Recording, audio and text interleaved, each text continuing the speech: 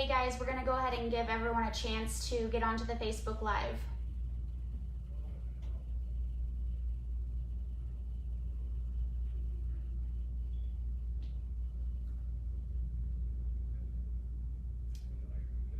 Once we get to like 10. How much of a delay do we have? Because I'm on it right now too.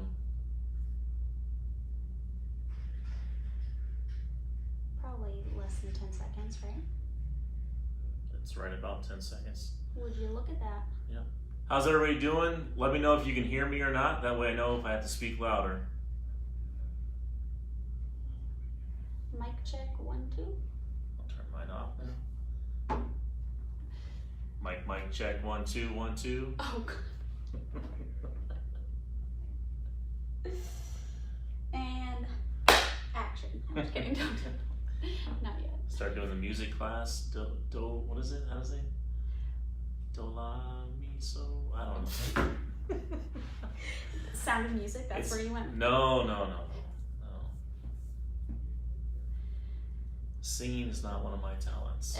They're requesting a song. Is what A song? Now, yeah. Ooh. I'm kidding. Don't. No, I'm joking. Elsie was. No, I'm joking. And we suddenly went from 9 people watching to 50. I'm just kidding. Well, good. Well, my goal was to have more than I had last time, and last time I think we had 27 people. So I want to get more than 27 if we can. Yep.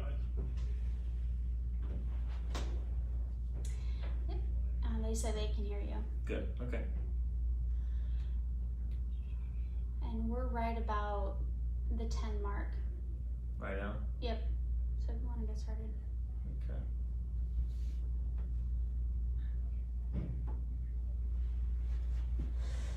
All right, I'll give it 60 more seconds real fast, but I'll at least start with the introduction. You know, my name is Chris Stevens.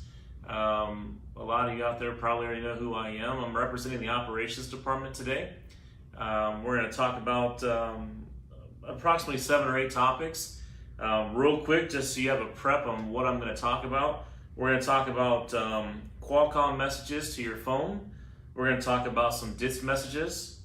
We're going to talk about a couple of the yards out there, the Richmond, the Tumwater, and Plattsburgh yard. The time on the Qualcomm, how it's reported to you, drive axle, and military freight in general. So those will be our topics that I'm going to cover today.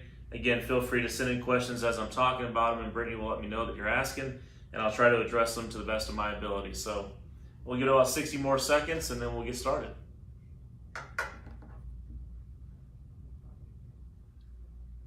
We got up to like 12 people. 12? Okay. I'm not as popular this time.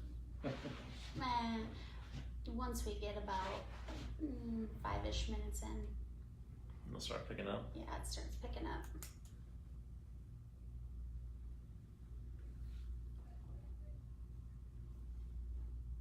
It took us 11:04, then I'll start.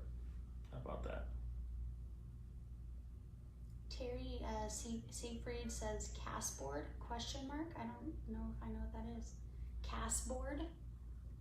Oh, I know what that is. Okay. Yep, Terry, I'll address that when we get going. Riley says you rock.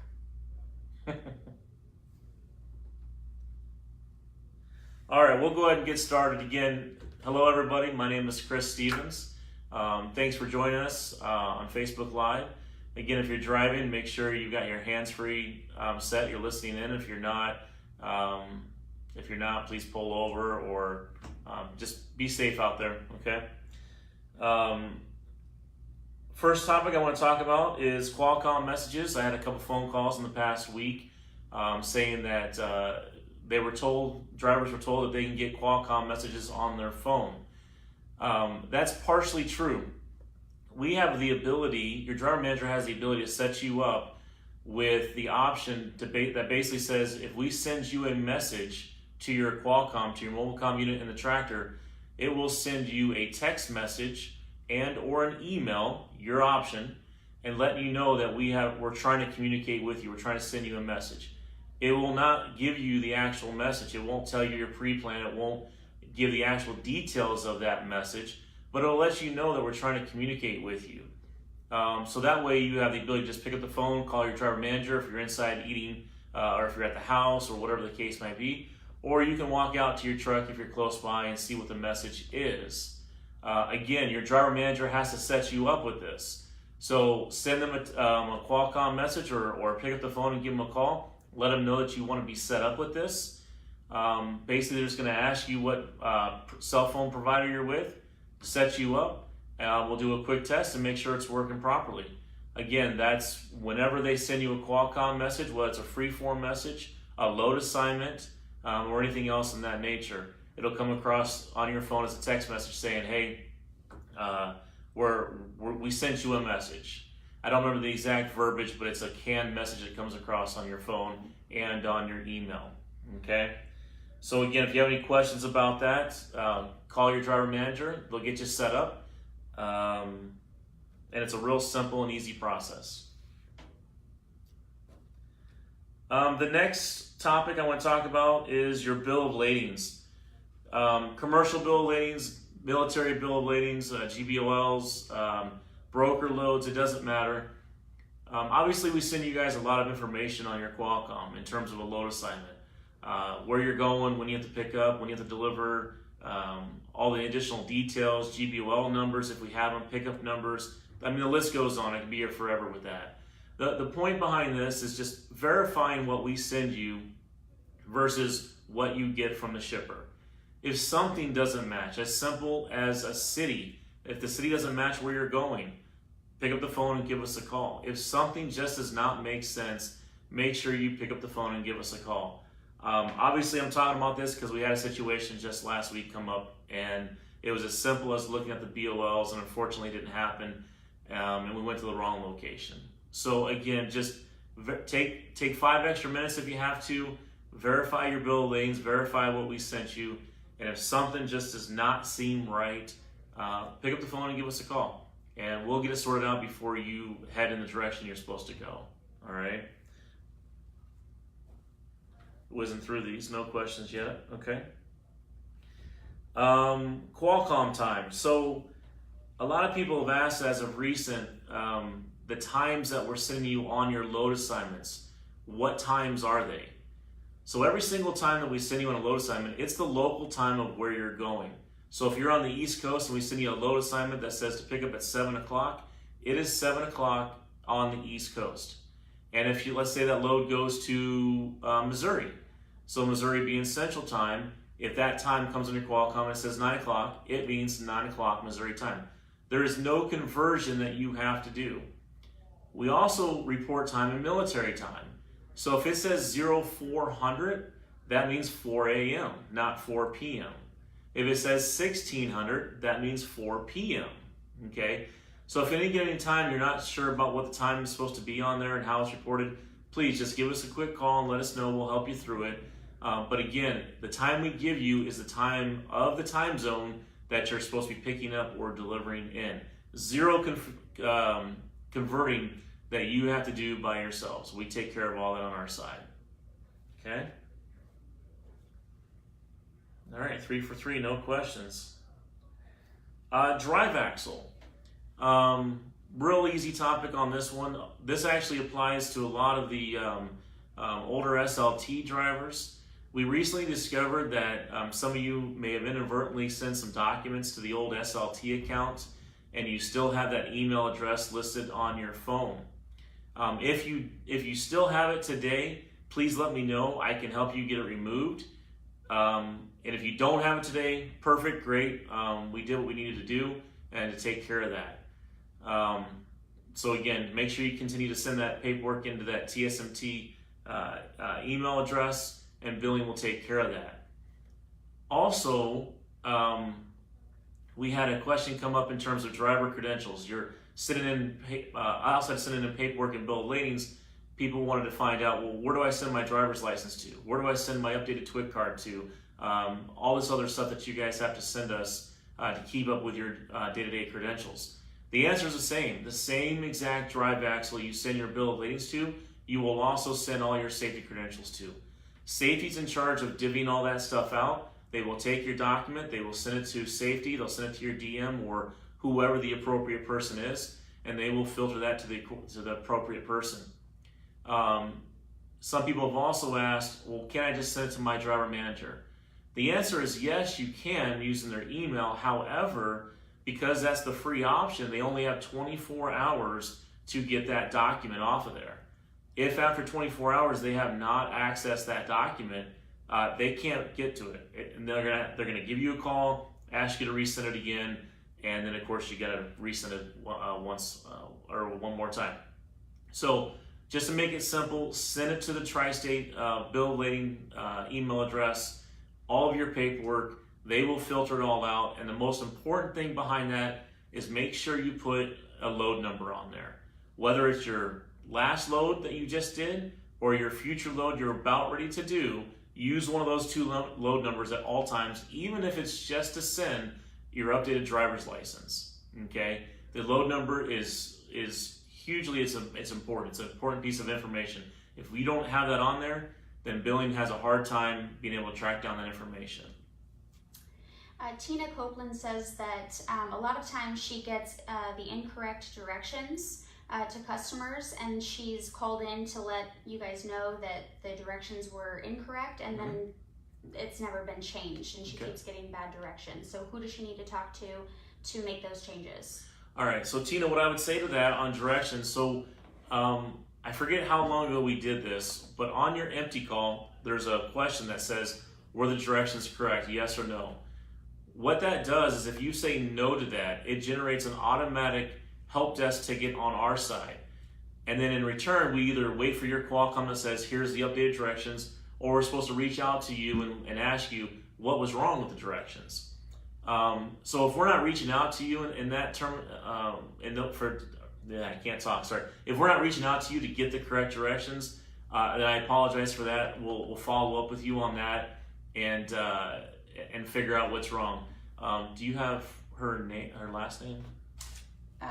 Tina Copeland. Copeland. Tina, what I'll do is I will reach out to the appropriate people who are supposed to follow up with you on that, and I'll have them reach out to you directly. And that way, if you have some examples of which directions are wrong, we'll look at getting those updated right away. But just keep in mind, remember that those directions, that macro, make sure you answer no to that, because that sends us a trigger to say, okay, well, what's wrong and how do we need to fix them?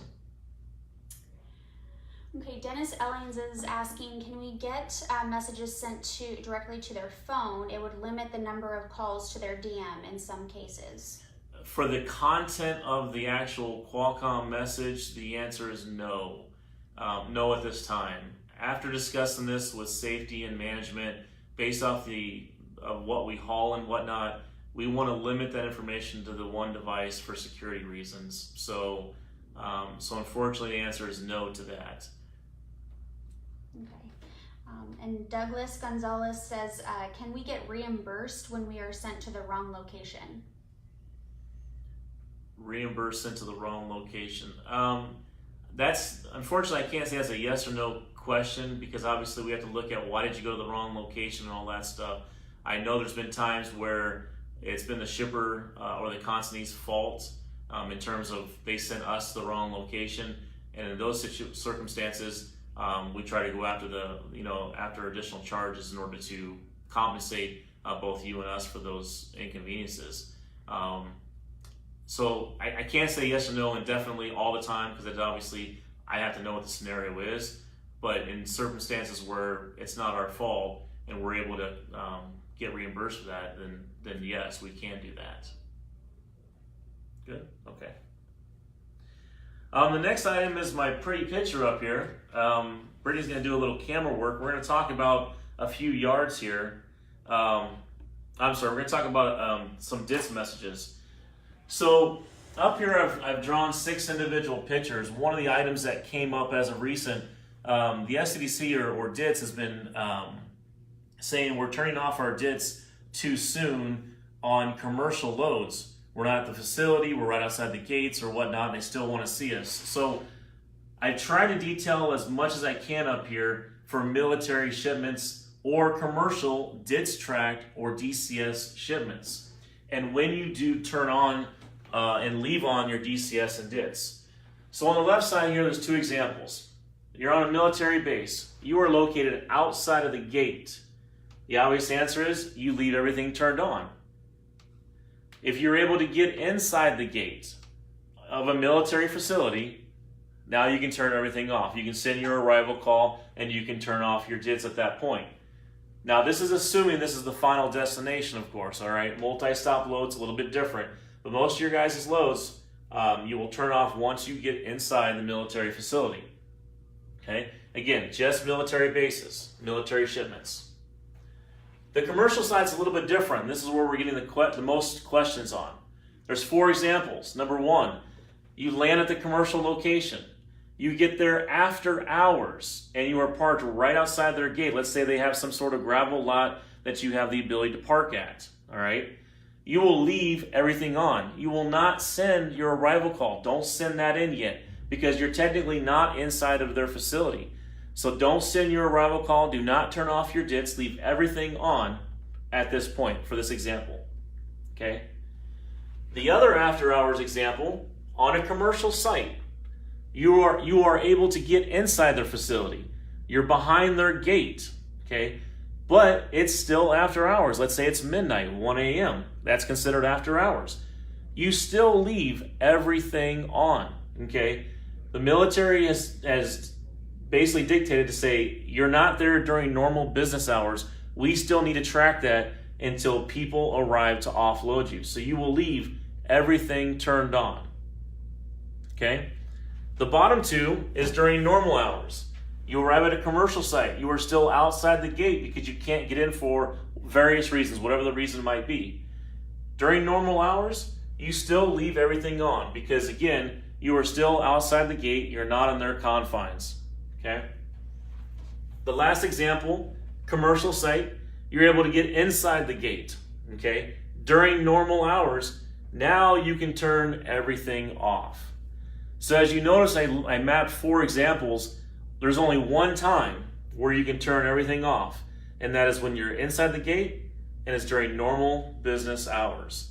Now, normal business hours can vary from site to site. I understand that. Some people ask, well, I got here at 6 a.m., they open at 7 a.m., but they let me inside the gate. There's some gray areas to be had here, okay? So I can't give you an answer like, well, 5 minutes before they arrive or 10 minutes before they arrive.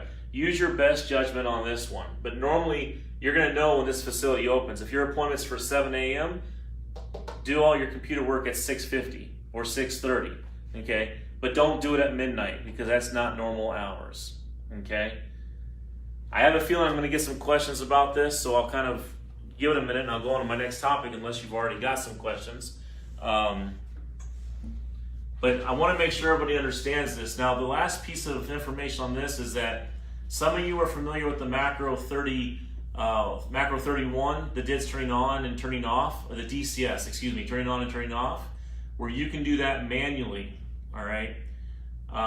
And for those of you that know, you know when to turn those on and turn those off. We also have automation for the Macro 6, which is your arrive at Constantine macro. When you send that macro in, it automatically turns off your DCS for the trailer tracking. That's why it's important that you do not send that in until you've met one of these criterias, okay? In the case of the commercial load, you're gonna have to wait till this happens, okay? Go ahead. Dennis Elling says offloading macro to DITS is not required anymore. Unfortunately, that's not true, Dennis. I'll follow up with you directly on this one, okay? Tina Copeland says, when I do the arrival, it shows that I'm on time, but my arrival auto shuts off DITS.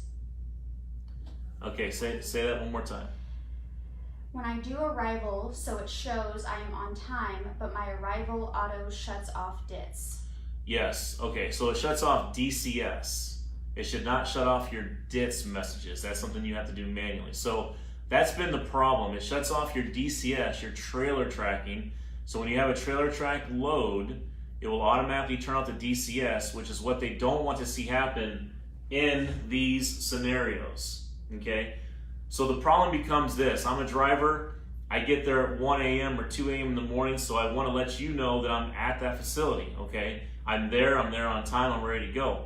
Part of the problem we have at the moment is that when you send that arrival call in, it shuts off the DCS, which is what we want to do because we don't want to have all this manual work to be done.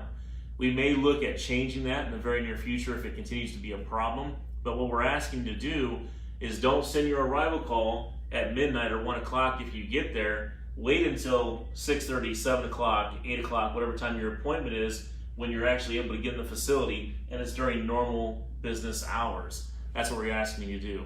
On, again, DCS and DITS track shipments, okay? This doesn't apply to every single load out there, just DCS and DITS track shipments. So hopefully I explained that right. And I'm gonna write down Dennis as well.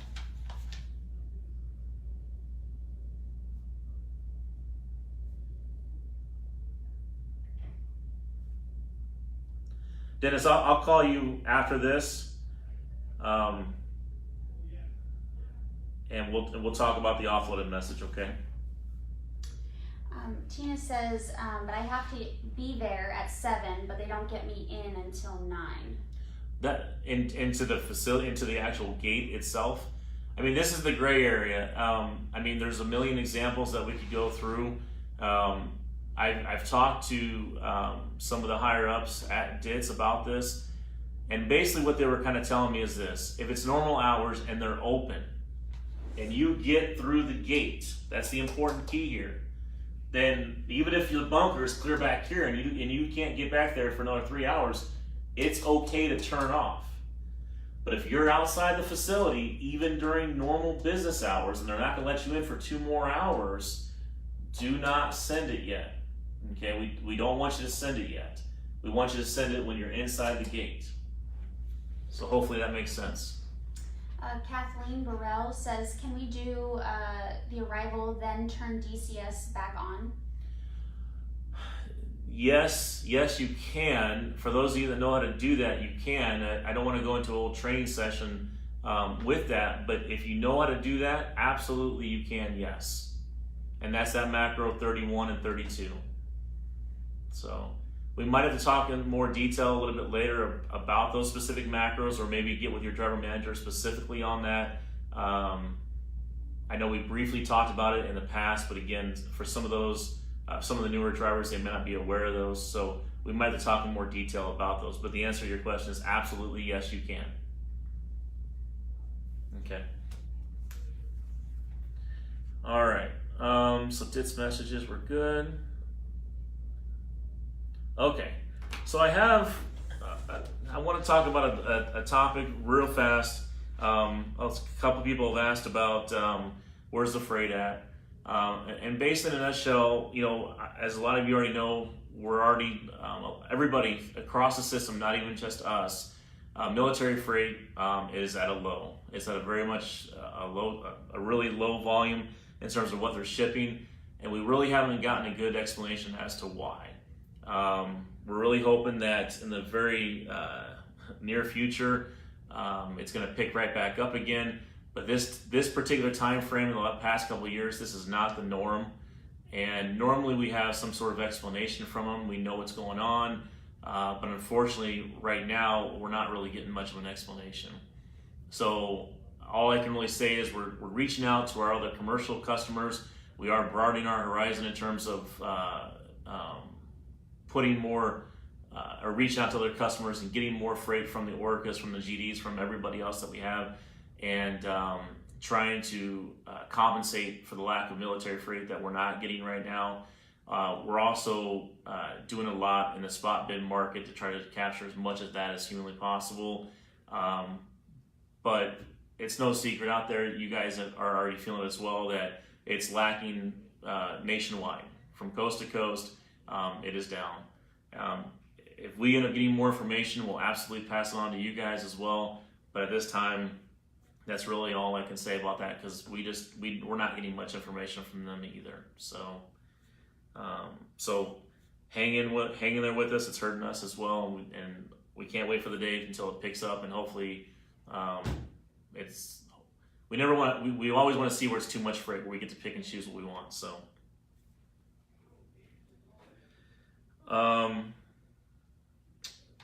I think the last topic I have here is about the yard. So the Richmond yard, the Tumwater yard, and the Plattsburgh yard are the 3 yards I want to address.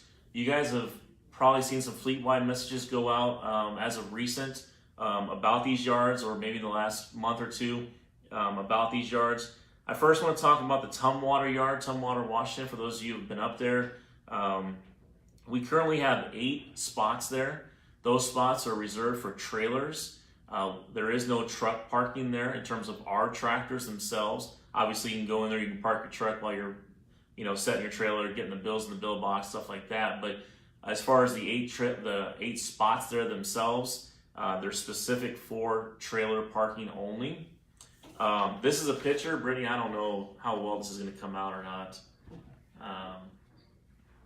Wasn't really prepared, but if you can see it, the 8 trailer spots are actually clearly labeled with a TSMT, and they go up that way. So if you're one of those people who land in that yard, the yard will be clearly marked for you, and you'll know where to park.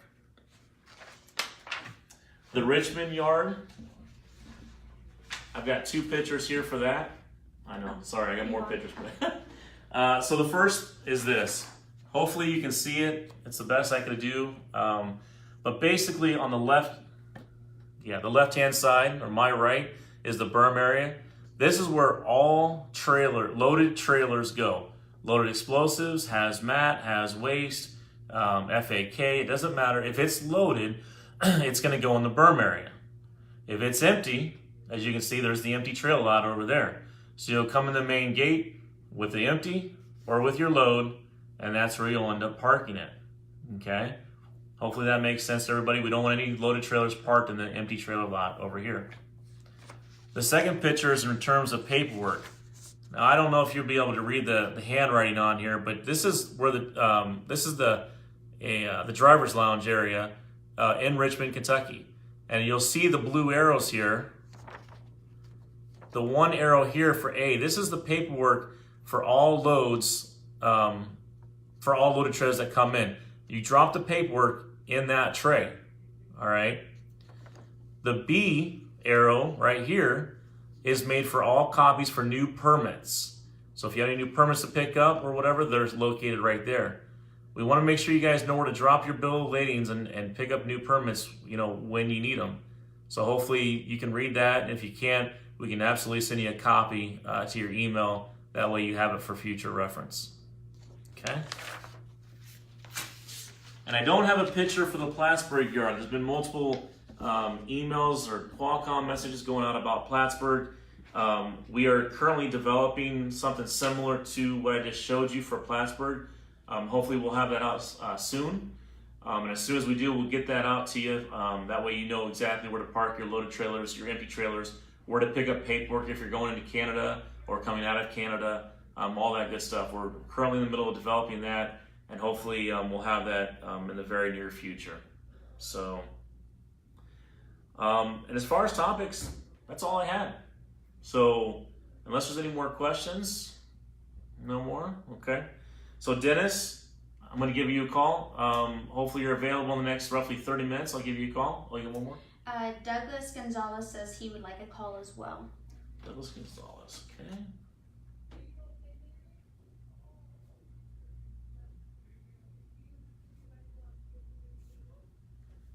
Okay. And then Tina, I'll make sure I get that information that about the directions.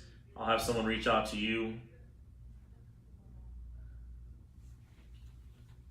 And we'll see what's, if you're still getting incorrect directions, we definitely want to get those fixed. So, so if there's no more questions, thank you all for joining on Facebook, and we look forward to seeing you later, and stay safe.